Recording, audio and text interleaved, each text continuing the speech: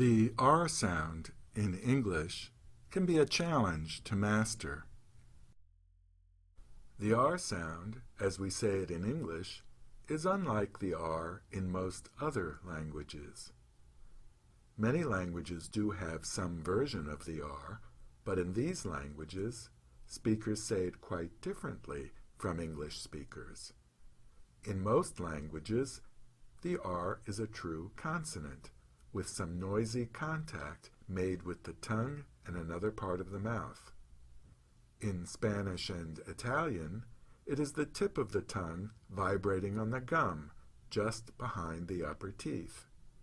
In Spanish, regla, in Italian, regola, in French and Hebrew, it's the back of the tongue touching, or almost touching, the soft palate, that is the back part of the roof of your mouth.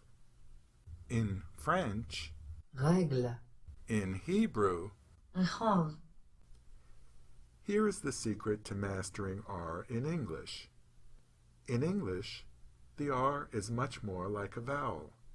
You should not feel any contact of the tongue with the top of your mouth. Neither the tongue tip nor the back of the tongue should make contact. There is no vibrating noise for the R in English. Rest, rest. We need two positions of the mouth to make the R correctly in English. These positions are shaped at the same time. We need to use the tongue tip correctly and the lips correctly. The tongue tip curls upward and towards the back of the mouth, but the tip of the tongue does not touch anywhere. The tongue shapes the sound, but the tongue itself does not make any noise. Think tongue tip backwards.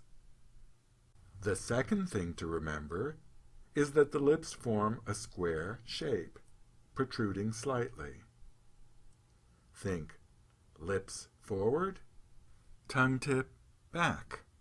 Here are some words with the R sound at the beginning.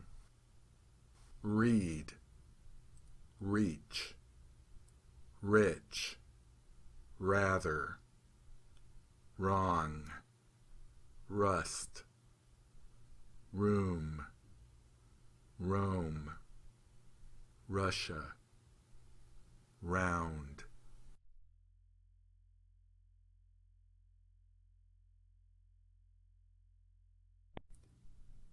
For more free tutorials and for information about speech training programs, visit www.confidentspeech.com.